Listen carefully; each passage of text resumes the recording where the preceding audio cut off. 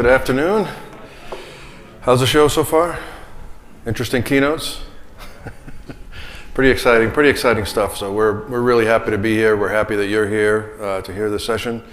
My name is Pete Cruz. I'm with Red Hat in the Ansible business unit. I lead our Ansible Cloud offerings go-to-market. I'm joined by Jeffrey Jones of Ticketmaster. He's the director of SRE.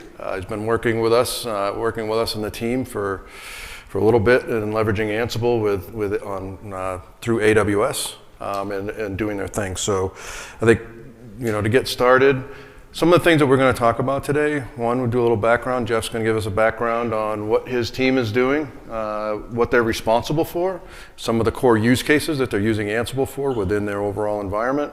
And then the question I get from a lot of customers and EBCs or executive briefing centers, et cetera, is, okay, how do I take automation from one team and start to scale it and broaden that across my organization so we can take full effect of the power? If you were in the Ansible keynote, you probably heard from ADP and JP Morgan Chase, et cetera, like very similar conversations on how they actually started to maximize the value of automation within their organization. So Jeff will touch on that.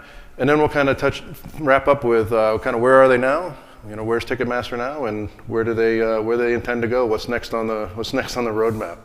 So without further ado, I think we can get started. So Jeff, really happy for you to be here. It's nice seeing you again. If you can just give folks a background on you, the team, kind of what your responsibilities are, and what's a day in the life of Ticketmaster. Yeah, thanks, Pete. My name is Jeffrey Jones. I'm a director of site reliability engineering at Ticketmaster. Pete and I actually presented in November at AWS reInvent, but we were in the expo hall and I wasn't sure anyone was listening, but here you guys are right there, so we'll see how this goes. But I'm excited because I'm always excited to talk about the way automation can really transform an organization and bring teams that maybe are getting left behind by some of the cool modern things that are happening, bring everybody along for the ride, and especially upskill those employees along the way. So to give some background on our team, we are part of what we call our Ticketmaster Core, which is a part of the company that hosts the back-end systems. We call them our core processing engines. In basic terms, they're highly proprietary databases that are tightly coupled with business logic and really good at doing things like selling tickets really fast. So these systems together are responsible for about 90% of the revenue that comes through Ticketmaster. And as a team of site reliability engineers, we're looking for ways to help our operations team and our engineering teams as they operate these systems together, and how we can reduce toil, how we can improve their uptime and their reliability and things of that nature. So we're responsible for observability, the monitoring and alerting of these systems, improving what's already there. We're responsible for automated software deployments and a number of different things, configuration management being a huge project that we just undertook this last year. So yeah, I think that kind of covers our main. The main overall, yeah. We spent some time talking about, fortunately here we can expand a little bit more on what you're actually using automation and Ansible for in your organization. And I think we kind of settled in, a lot of folks might use it for, patch management or, configuration or just provisioning of systems. But I think your team has a pretty comprehensive scope as far as the type of use cases you're using Ansible for, but, within your data centers and with the systems you're controls. You want to spend a little bit of time kind of talking through the wheel, if you will? Yeah, one interesting thing about the team that we work with, we have kind of a couple functional areas of platform engineering and site reliability engineering. Ticketmaster has a lot of employees that are well tenured, 20 years, 30 years, that are still there, and they're highly specialized on different tasks, and they bring that responsibility along with them into our SRE organization. So as you see here, we have a broad range of responsibilities that we're using automation for, and we're looking for ways to improve. So the first of that being, I mentioned configuration management, but first deploying our infrastructure in an automated way, using Ansible to do automated configuration management of our Linux systems, whether it be VMs or we have bare metal systems, that we're going through a hardware refresh cycle right now. We've also used it to migrate off of old storage platforms to new storage platforms and get the data there in a reliable way in an acceptable time frame. So that is one of the kind of the bread and butter of the team. But then we are branching out, we have branched out into many other areas. One of the things the automation gives us is just a one-shot view of our infrastructure all in one place. We know where it's at, and then it helps us as we look to improve things like health checks and visibility of what our systems look like. Along with those automated health checks and the custom monitoring that we've done with Ansible, we also are responsible for all sorts of automated processes like archive management, taking daily archives that we're required to take through different regulatory bodies that require those archives exist, and then we upload them into AWS S3 through Ansible. And can't see the rest of them here. Oh, one of the biggest projects I mentioned was the migration of our storage systems. We use NetApp for our storage, and the NetApp integrations that Ansible gives us have been huge for a number of things. We have a custom in-house tool that we've written to interact with the API of NetApp, and then we've created an Ansible module that uses that custom interface for some things. And then as things have matured, the Ansible module itself for NetApp has gotten to a place that we find it extremely useful for a number of tasks as well. So we're able to use those features for disaster recovery and bring down our disaster recovery target times, and also just things like those daily snapshots and daily archives all happening via the NetApp integration. And so, I think, we also have, compliance and kind of the, automated troubleshooting, right? And kind of tying what you're doing on a day-to-day basis into operations, right? For, how do you detect what's going on in your environment? You want to spend a couple minutes talking about the operation side of it, and then maybe where compliance comes in? Yes, definitely. It's being tightly coupled with our operations organization. So much of the automation work we've done is leveraged by them, and I mentioned bringing people along for the ride, and that's one of the areas we've really been able to do that. And as we've done that, what we get with this centralized automation is a central place to pull data on what we're doing. It's also, by centralizing the automation, it helped us with compliance by pulling all of the source code into one place, into a single repo, and now you have the audit trail of who approved this change to go into production. A number of things you kind of get for free almost as you centralize automation is you start bringing what SRE is bringing those best ideas of software engineering into our operations, and as you centralize automation, so much of that comes along and it simplifies compliance along the way. Yeah, it's also a great segue, right? So hearing about centralizing automation at scale across organizations. So really when we start to think about what centralizing and scaling automation for Ticketmaster means, what were your fundamental goals for behind what you were doing with centralizing automation? Yeah, if we go back a few years to when we were looking at this, we have a fantastic operations organization that has, like I said, there's people that have been doing some of this for a long time, and they've brought all sorts of tooling along with them, tools that have been deprecated, tools that have come and gone, and scripts and languages and all sorts of different ways of automating and doing things. And so we really wanted to simplify the way we did this so that, number one, the engineers could share automation with each other, but number two, it became something that wasn't so intimidating for operations employees to also use and leverage. Because we all know the terror that there is when you type a command and then nothing happens at the command line, right? There's no visibility and you're just sitting there waiting, hoping something's gonna happen. And that fear that we all have in those situations, Ansible or any centralized tool that lets you see what's happening really helps with that.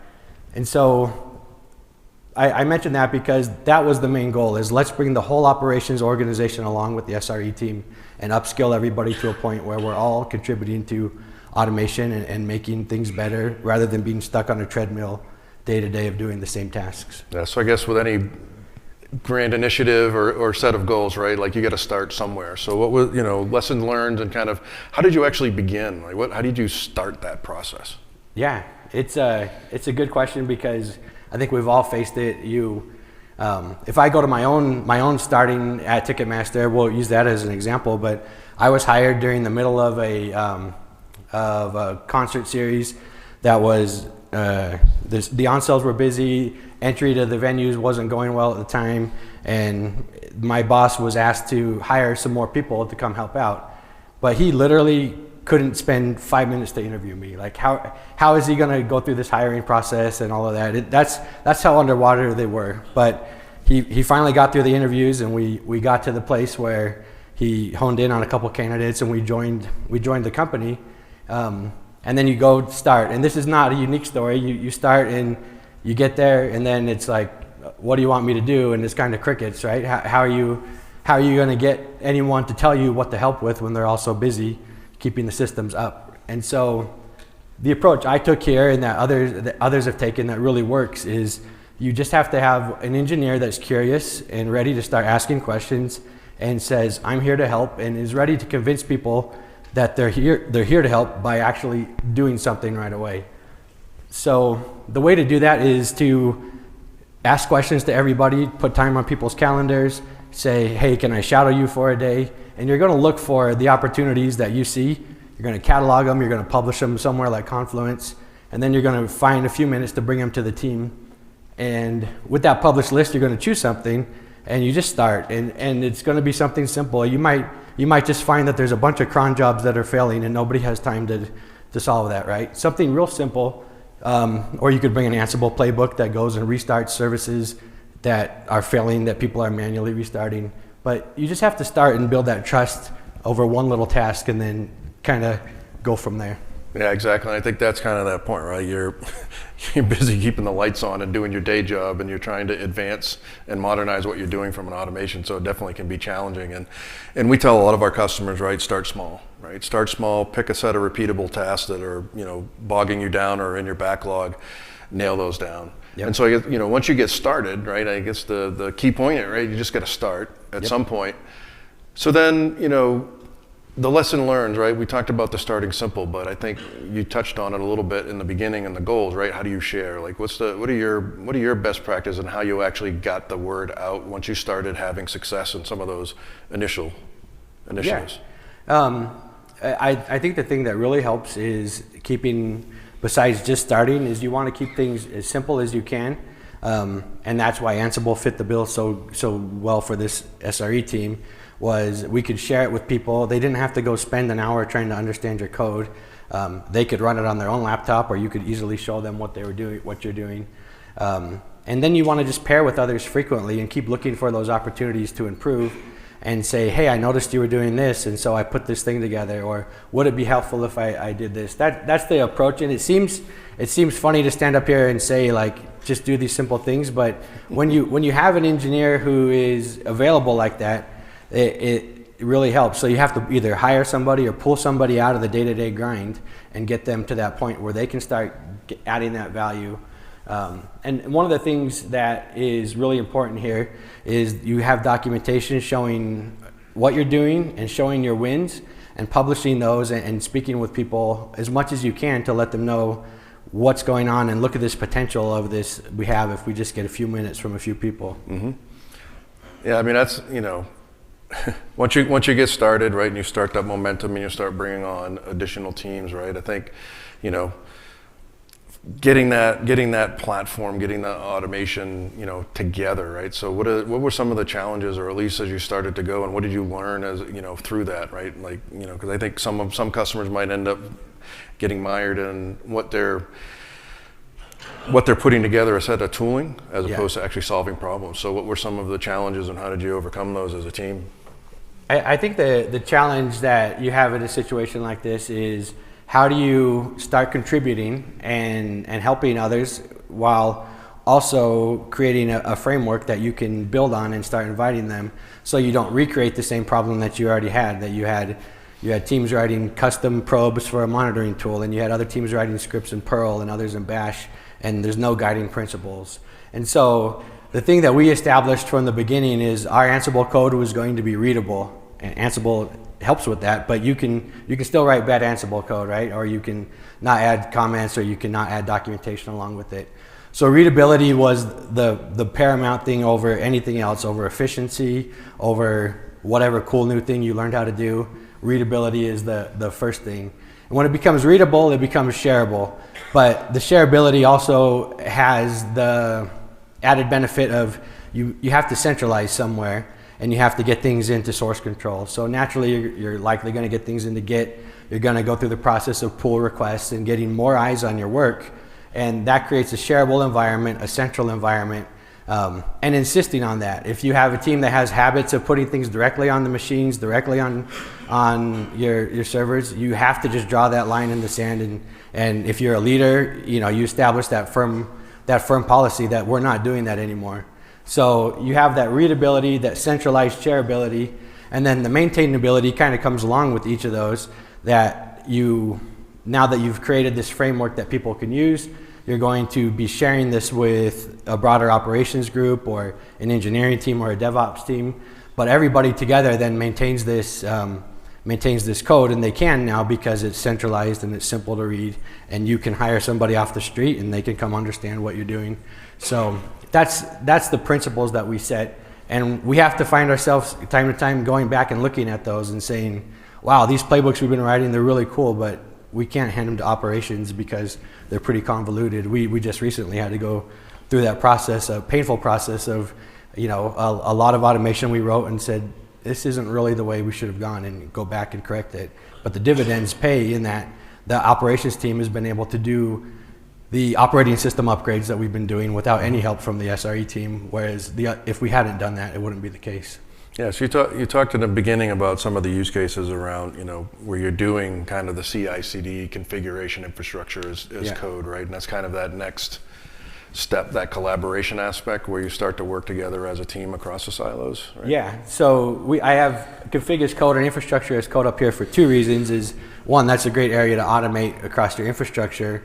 But specifically here, what we found was we became reliant on Ansible pretty quickly, and we were using the open source upstream AWX project, and we had a time where our hypervisors went down, which took down our AWX instance, and we could not get it back up. We hadn't even thought about automating or configuration management around that. It took us a couple days to get it back up and running, and we couldn't do any of the great new things we've been advertising we could do. We couldn't do them. So very quickly, our automation became our new toil. We'd been trying to reduce toil, and instead we created more. But AWX and AAP, they have great playbooks and modules for the playbooks to configure them as code. So we got all of our job templates, our inventory, our credentials, all of that into code. And now, with a click of a couple buttons, we have an AAP instance or an AWX instance up and ready to go. And that was a big game changer for us to not be creating a problem that we became dependent on something we couldn't redeploy. Yeah, it's one of those things we always chuckle about is, don't you have an automation platform to do that for you? Right? Yeah, exactly. And so I think, now that you've gained steam as an organization, right, you're starting to move forward, you're starting to bring more and more, handling more use cases during that time. So how do you keep it going, right? How do you continue, we talked about continuing on the path, but how do you maintain it? What are your areas for improvement, and what's next on your? Yeah, as you start to become reliant on a product like this, we said, here come the auditors, right? But my root introduction into this was one day my boss sends me an email and said, oh, by the way, the auditors said you're responsible for this now because you're using it in Ansible, and they have all these questions. And so we had to start documenting like I mentioned earlier, what's going on in Git and how are we doing role-based access controls. And the good thing is with Ansible, AWX or AAP, you have those role-based access controls. You have teams that you can set up and manage those, and manage who gets what access to inventory. So a lot of that comes along for the ride as long as you take the time ahead of time to set that up correctly. Yeah, and again, that compliance aspect of it, right? It's not just what you're putting out, but how are you able to check, validate, and verify that things, you said, used to do things directly to devices, right? Imagine that may still happen in some cases, or have you fully locked that down with compliance? No, it definitely can happen, and you just have to be able to adapt and find areas that are gaps. We have on my team, we have someone who, or in our area, we have someone who helps us with the audits, and he can kind of help us get ahead of some of that. But yeah, it's always a problem. And the other thing we've done as we talk about how we're going to continually improve this is you have to start to look at, and I mentioned, like, are we still including everybody? Are we bringing everyone along for the ride? And when you're not, what does it take? Do you need to go do some training sessions? Do you need to simplify your playbooks? Do you need to shadow them and see what they're doing, and why is their job not allowing them to come work with you? And as you do that, you'll be amazed as you look back at how far you've come, and especially how far these employees that you're bringing along with you through upskilling, how far they've come. And that's where it's really important to celebrate the progress that you're making. If you have awards internally that you can give, or however it works at your company, find those opportunities to celebrate, because it's intimidating for people to take this kind of upskilling on. Even though Ansible makes it simple, it's still a leap for a lot of people depending on what type of teams you're talking about. So that's an important part of it, is celebrating. Yeah, I think, the one word that I've heard on almost every one of the slides, the points that we've talked to, right, is share. Yeah. Share, and communicate. Communicate just like a community, right? You're building a community of automation, almost like a community of practice within Ticketmaster. And communication and sharing is kind of the heart of open source, kind of the heart of community.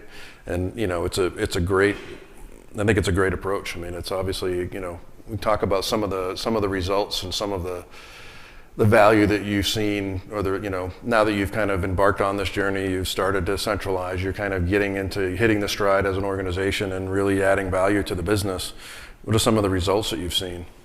Yeah, we've had some fantastic results as we were talking about these, or as we were preparing for this presentation, and I looked back and started collecting them. It's actually fun to look back and see, but one of the ones that really built the trust early on was simplifying a deployment process for a low level, for an API that we're responsible for.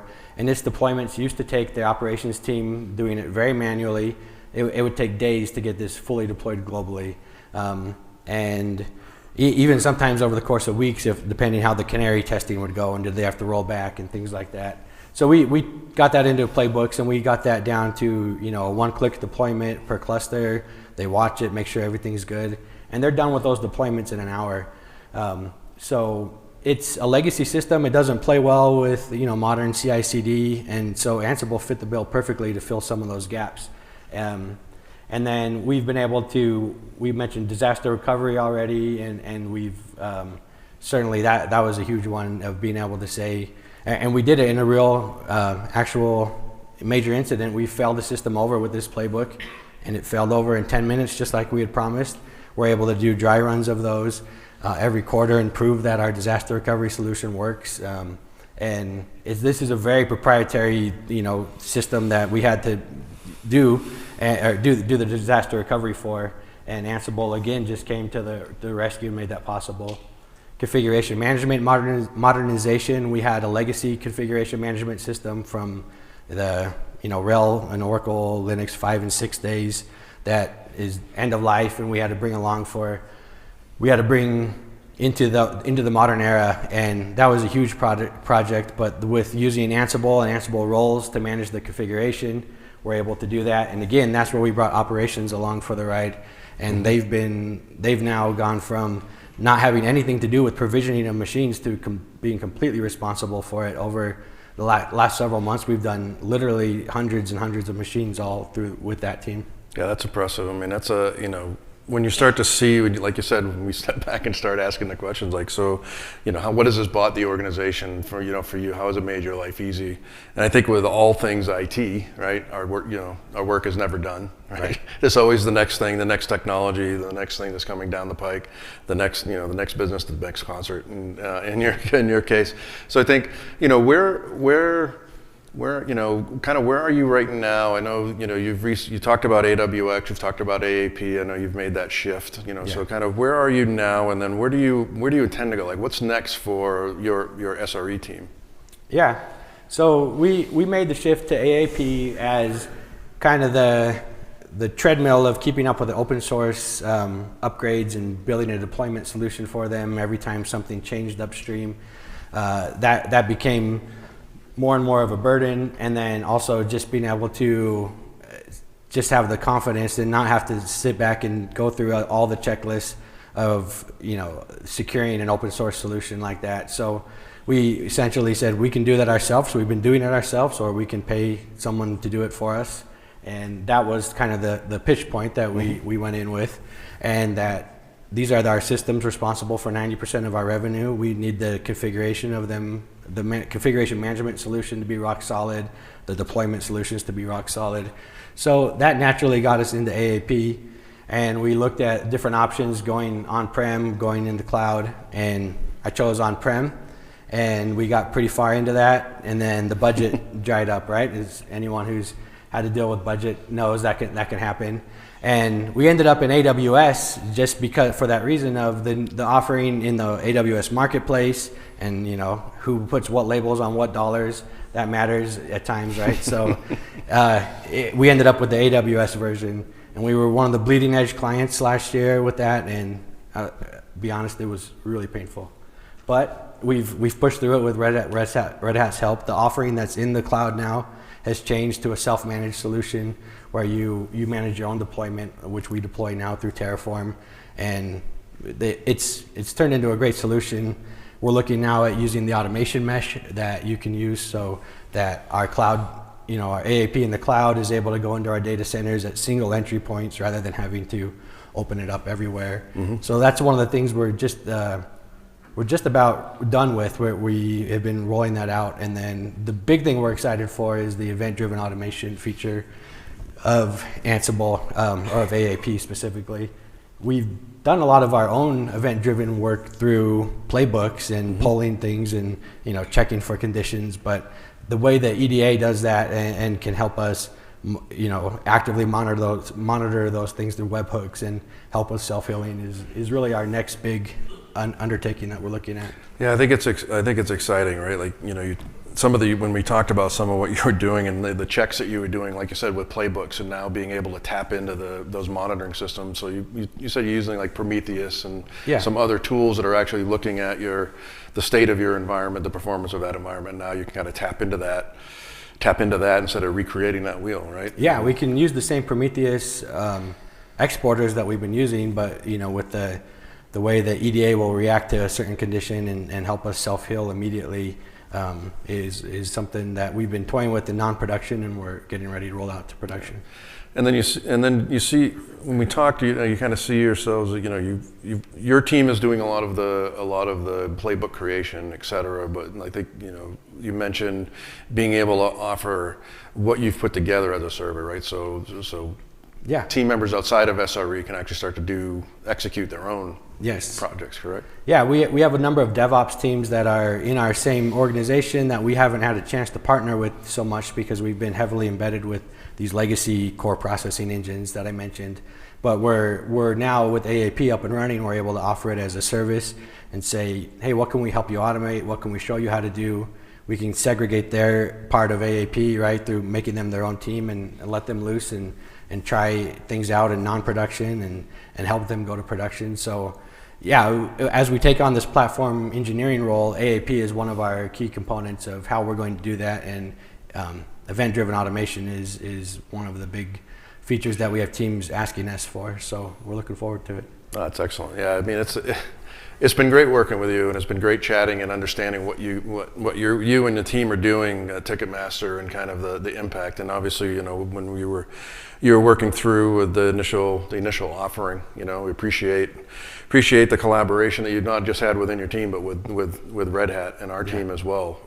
I think we're seeing, we're excited to see where you go next. We're really excited to be able to come back in 6 months and see what you've really done with event-driven automation, how automation mesh has kind of helped not just touch those environments, but really scale that automation out across all of your regions. So really appreciate all of that. That's a great story.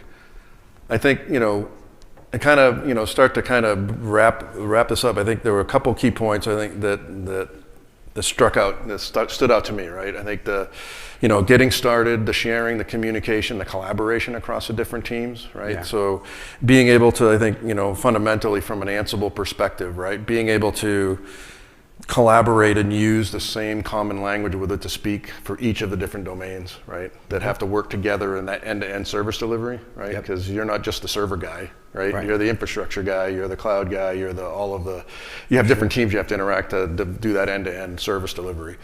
So I think, a lot of customers, obviously they're choosing Ansible for just some of those reasons. One, increase the speed to allow you to do things faster. You saw some of the results, being able to take some of that provisioning time from, 3 days to down to an hour and reduce the amount of people that needed to be involved to make that happen because you're able to capture that subject matter expertise, right? And then consistency. I think consistency is probably critical for you guys, right? For sure. Especially compliance and...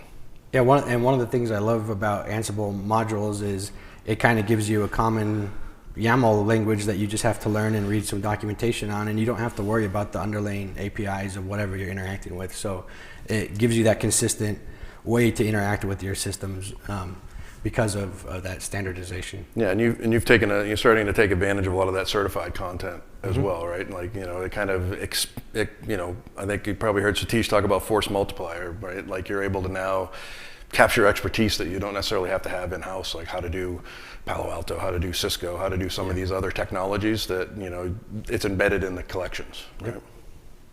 So I think, Jeff and the team, they looked at, you talked about budget, right? Being able, how do I procure it, right? We give you a lot of options, right? Ansible has a ton of options for you on how you can actually deploy and align it with your organization and your business model, right? You can deploy it yourself on-prem, you can deploy it in the cloud, you run it on RHEL, you can run it as an operator on OpenShift. What Ticketmaster took advantage of was our marketplace offering on AWS. It's customer deployed, it's self-managed. We have offerings on Google Cloud in the marketplace. We have multiple offerings on Azure as well, both from a managed application perspective and again, self-managed options. And if you're using either ROSA as a managed OpenShift platform, you can run Ansible on that, and you can also run it on ARO. So what we're trying to do is help you as customers really try to, be flexible and meet you guys where you are and how you want to actually run and deploy. Where's your center of gravity for deploying your automation, your management tooling? If you're moving to cloud, a lot of our customers want to be in the cloud with their management tooling where their workloads are going. And so we give you that. We're trying to give you that flexibility so that you're not tied into a particular deployment model. And obviously with the marketplace, kind of talked about, right? It's running in your cloud. It has all of the certified collections that you have available because it's a full Ansible automation platform. It's supported by Red Hat, so premium support. I think that was a big benefit, right? That you guys were looking for. To how do you mentioned that you've got all those pieces, parts. When something goes down, how do you get that support? Exactly. Right? Integrated into the billing, right? I guess that was a big piece, right? That procurement process, simplified it through the marketplace because that relationship was already set, and it counts toward the committed spend agreements if you have those. So we're seeing this across a lot of our customers. These are the types of things that they're looking for from the marketplace perspective. So that's why we've started rolling these offerings out in the hyperscalers. Now, if you want to learn about Ansible, learn more about cloud automation. If you're doing cloud, we have all of the Ansible automation labs. There's a lot of labs here at the event, so we really invite you to take advantage of those labs. We have a lot of resources, training available, et cetera. So feel free, go to these sites and take advantage of them. Both take advantage of the free learning through the Instruct Lab stuff that we have, as well as our formal training and then workshops. Our teams can come out and do full workshops with your teams. If you've got specific use cases, they can work through those and help you guys out. And from there, I think we want to open it up for questions. If anybody has questions, we have a mic up here. If you have a question and want to ask Jeff anything in particular, or us, any questions? Yeah, you can just walk right up to the...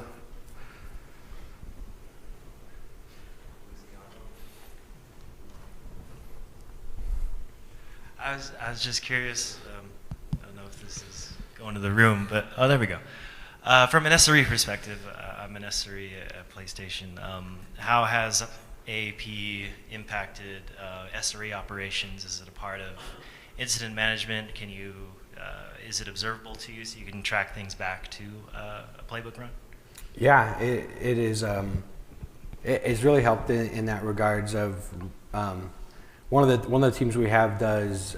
It was on one of the slides, but I didn't mention it. They do management of client databases, 1,500 of them, all sorts of stuff that's very much tied to our release cycles and upgrades on these databases and things. And they report heavily also right out of the API, or they also, in some cases, have written their own queries directly to the database to pull data. So there's a great audit trail there. The logins for the users are tied to their Active Directory account, so you know exactly who's running what, when. So the audit trail is real strong. Cool. Thank you. Any other questions? What do you use for secrets management? We use, so Ansible Vault is built into the product. So we use that, and in some cases we integrate with HashiCorp Vault for some secrets that then get pulled in at runtime by certain playbooks that are rotating, like secret IDs on infrastructure, things like that. Is there Question? any rhyme and reason as to why you might put something in Vault or in AAP? Good question. I'm trying to think how we ended up with both. I'll think about it, and if I'll answer that later. But the credentials that are in Vault are, I think they're in Vault because we want users to be able to get to them too, and with Ansible Vault you can't do that. I think that was the reason. Yeah. Did the SRE team start with you? Yeah. Or so there was no pre-existing team? Just operations and engineering, and then I was the first SRE hire in our area, and kind of started asking questions. For your configuration management, how did you track drift and report on it? That's a good question. We've got scheduled jobs that we didn't do a good job of it at first, actually. We did this project and we got way into it, and we ran the config playbooks to test them out and do initial deployments, and then it was actually a SOX audit that came around, and we're like, oh crap, the audit's coming up, we haven't run the playbooks. So we had a big gap there for months, and we had to kind of push pause on what we were doing and get the schedules set up. So AAP will give you scheduled jobs that you can run, and we set them all up to run through our non-prod and pre-prod environments first to make sure they're good to go. All of the patching that's coming along with our config management is safe, and then it goes into production automatically. So by doing that, then you're able to watch the configuration drift, and we have our pre-production environment where we're keeping it as close to prod as possible, where we can catch some of those drifts. Did you track it by each item that changed on it and how things changed? Or was it more tracking the job success? Yeah, it would just, in this case, we were tracking the job success, but then we keep an eye on what's being changed in the output. We don't have an automated way that we're doing it yet. Drift hasn't been a big problem on the particular systems we're working on, but if it became a problem, like sometimes there's an engineer who likes to go out and do stuff, right? Then you definitely have options, right, to track that more specifically on what's being changed. I think it's some of the goals, right, ultimately is, structured, repeatable, consistent configuration and automation, kind of that culture and how you're doing that, right? You kind of start to slowly eliminate those pockets of drift because you're doing everything in a standardized, expected way, correct? Yeah, you'll hear me on a stand-up every once in a while saying, you got to get it, I'm glad you fixed it, you got to get it checked in. Is it checked in? Well, you're not done. You can't mark that JIRA as done, it's not checked in. So that's the cultural change that it takes to centralize automation, though, is to find, people are so used to doing things like that, and they're great engineers, and they fix things real fast, but it comes back to bite you in 2 months, right, when you have that drift. And so it's a cultural change, and then you can use automation to address it too. Whack-a-mole. Yeah. Any other questions? All right. If there's no more questions, thank you. Appreciate you being here. We're at the booth. If you want to see some of the stuff in action, you want to see EDA in action, you want to see automation mesh or some of the newer capabilities that we've been talking about, Ansible Lightspeed, et cetera, feel free, come to the booth. We have a bunch of experts there. We have a lot of labs, so hopefully you're able to get in and exercise some of the labs while you're here with some of our subject matter experts. We got a full team here at your disposal. So look forward to seeing you, and come by the booth, chat. If you have additional questions, let us know. Thank you. Thanks.